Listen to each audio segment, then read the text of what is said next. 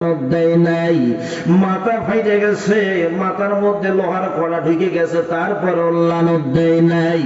যারা সুদ খায়, সুদ দেয়, সুদের কারবারে লেখক হয় এবং সুদের কারবারে সাক্ষী দেয়, আল্লাহর নবীর লানত জোরে জোরে করো নাউজুবিল্লাহ। সুদের সর্বনিম্ন গুনাহ হলো আপন মায়ের সঙ্গে জিনা করার গুনাহ, জোরে জোরে করো নাউজুবিল্লাহ। ও আমার বন্ধুগণ, একটা হলো পাগল, পাগলের কাজ কি কোন তো? ওই কাগজ কুড়িয়া বেড়ায়, কোথায় গাইলাযুক্ত খাবার আছে এইটা কুড়িয়া গিয়ে খায়।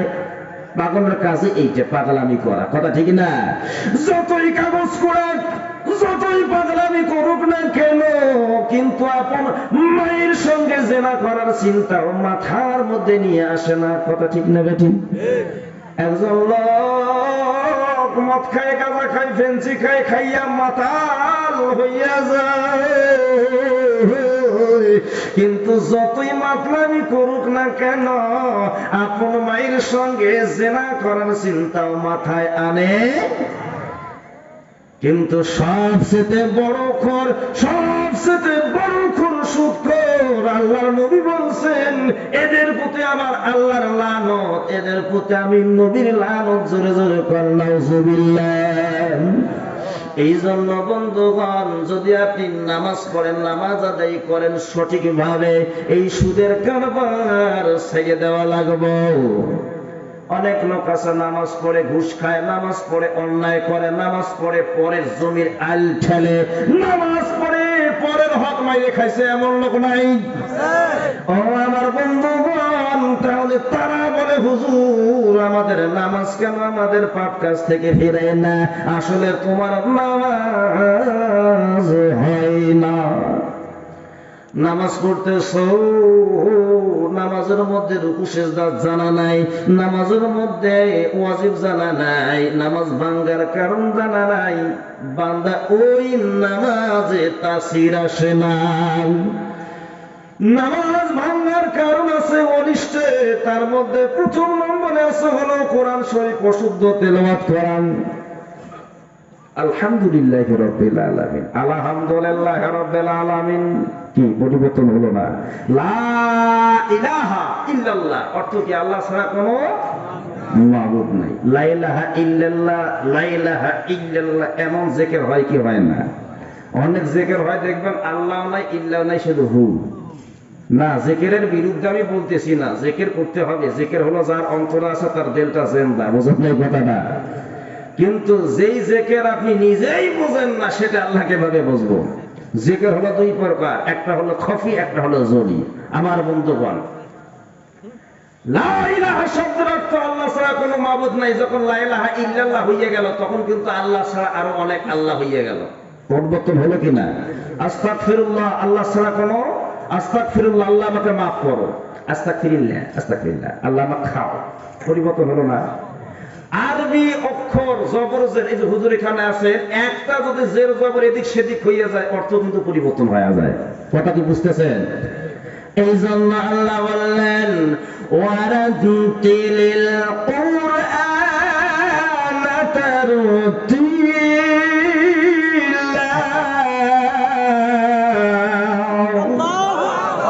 কোরআন শরীফ ধীরে ধীরে সুস্পষ্ট আকারে বান্দা তেলাওয়াত করতে হবে।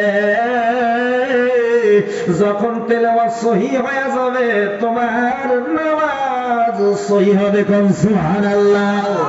এরপরে এই নামাজের ওয়াজিব রয়েছে 14টা। নামাজে আমরা সুজদা দেই কোন কারণে? যদি ওয়াজিব ছুটে যায়, সুজদা দিতে হয়। অনেক মুসলমান আছে, যদি বলা হয় নামাজে ওয়াজিব 14টা কোন, ফেল মারবো, অনেকেই জানবো না, কথা ঠিক না? এরপরে নামাজের বাহিরে ভেতরে 13টা ফরজ রয়েছে, তার মধ্যে বাহিরে হলো 7টা ফরজ আছে। এক নম্বর ফরজ হলো শরীর পবিত্র হওয়া। অনেক মুসলমান আছে, যদি বলা হয় গোসলের ফরজ কয়টি? কয়টি? তিনটি। আপনারা তো জানতেছেন। এক মসজিদের মধ্যে ইমাম সাহেব মুসল্লিকে বললেন, মুসল্লি বলো দেখি গোসলের ফরজ কয়টি? মুসল্লি কইয়ে দিল 3টি। যখন বলল কি কি, মুসল্লি কয় লুঙ্গি গামছা সাবান। হইল?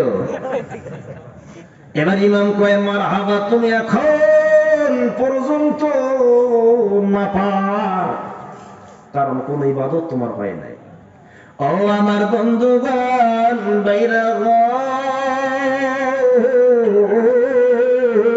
এই নামাজের মসজিদের মধ্যে ঢোকার আগে বাহিরে 7টা ফরজ আদায় করে মসজিদে ঢোকা লাগবে। এই 7টা ফরজ আদায় কইরা যখন নামাজের মধ্যে দাঁড়াবেন, বিনয় বিনম্রতার সঙ্গে আল্লাহর ধ্যান খেয়াল নিয়ে বান্দা যখন নামাজের মধ্যে দাঁড়ায় যায়, আল্লাহ কয় বান্দারে তুমি বান্দা এবং আমি আল্লাহর মাঝে কোনো পর্দা থাকে না। সেই নামাজ পড়তে হবে। উযু ঠিক নাই, গোসল ঠিক নাই, পাক পবিত্রতা জানা নাই, আন্দাজে যাইয়া নামাজ পড়তেছেন, ওই নামাজ দিয়ে কোনো কাজ হবে না। ওই নামাজ দিয়ে পাপ কাজ দূরে যাবে না।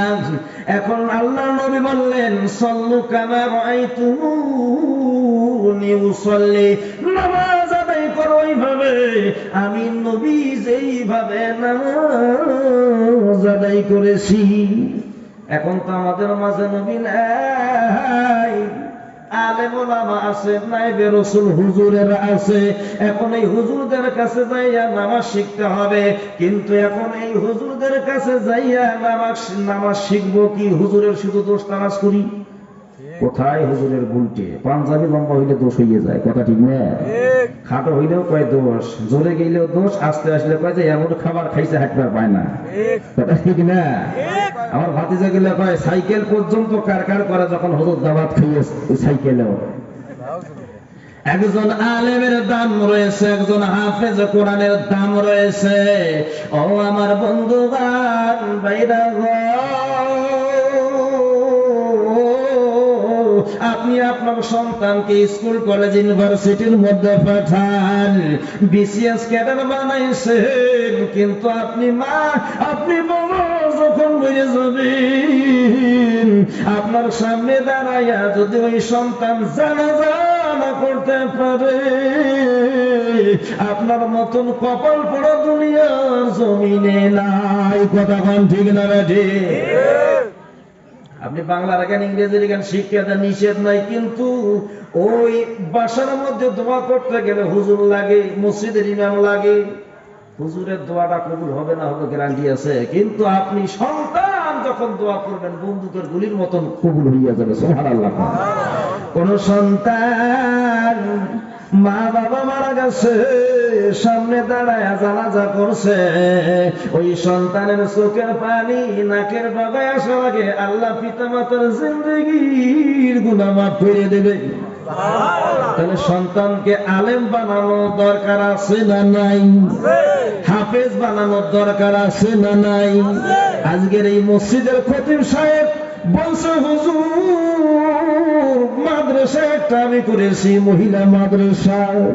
ও আমার বন্ধুগণ, এই জায়গার মধ্যে সন্তান দেবেন, আলেমা বানাবেন, আলেম বানাবেন, কারণ মৃত্যুর পর্যায়ে যখন দুনিয়া ছেড়ে অন্ধকার কবরে চলে যাবেন, এই সন্তানগুলো যখন দোয়া করবে, এই দোয়াটা বন্দুকের গুলির মতন কবুল হয়ে যাবে। আরেকবার সুবহানাল্লাহ। একজন হাফেজ কোরআন, একজন আলেমের মর্যাদা কি? কোন আলেমের সঙ্গে যদি হাত মিলাইতে পারো, যেন তুমি নবীর সঙ্গে হাত মিলাইলা। কোন সুবহানাল্লাহ। কোন আলেমের যদি মেহমানদারি করো, যেন তুমি নবীর মেহমানদারি করলা। একটু জিকির করেন, লা ইলাহা ইল্লাল্লাহ, লা ইলাহা ইল্লাল্লাহ, লা ইলাহা ইল্লাল্লাহ। এটা টিস্যু রাখার দরকার, লা ইলাহা ইল্লাল্লাহ। জোরে জোরে লা ইলাহা ইল্লাল্লাহ, লা ইলাহা ইল্লাল্লাহ, লা ইলাহা ইল্লাল্লাহ, মুহাম্মাদ মুহাম্মাদুর রাসূলুল্লাহ, জোরে বলেন সাল্লাল্লাহু আলাইহি ওয়াসাল্লাম। ভাইরা আমার, এই দুনিয়া থেকে আমরা একদিন চলে যাব, অন্ধকার কবর হবে ঠিকানা, এবং কবর থেকে যখন হাসরের ময়দানে দণ্ডায়মান হয়ে যাব, আল্লাহ বান্দার কাছে সর্বপ্রথম নামাজের হিসাব চাবে। কয়েক পড়ছো আর কয়েক ছাড়ছো? খালি শুক্রবারের পড়ছো নাকি এক সপ্তাহ নামাজ পড়ছো? আগে হিসাব দাও, তারপরে জান্নাতে যাও। বন্ধুগণ আমার, দুনিয়ার মধ্যে কেউ চিরকাল থাকবো ভাই? মৃত্যু তো একদিন হবে। মৃত্যু হলো অনিবার্য বিষয়। কোন দিক থেকে আসবে, কিভাবে মারা যাবো কেউ বলতে পারবো? কত না দাদার আগে মাটি মরে যায়, বাবা বেঁচে আছে, ছেলে দুনিয়ার জমিনে থেকে চলে গেছে। আমার আল্লাহ বলেন মৃত্যু হলো অনিবার্য বিষয়। কোন দিক থেকে আসবে, কেমনে মারা যাবে বান্দা তুমি জানো না। এই জন্য ইমানদারের প্রস্তুতি হলো সব সময় ঈমান আমল নিয়ে রেডি থাকা।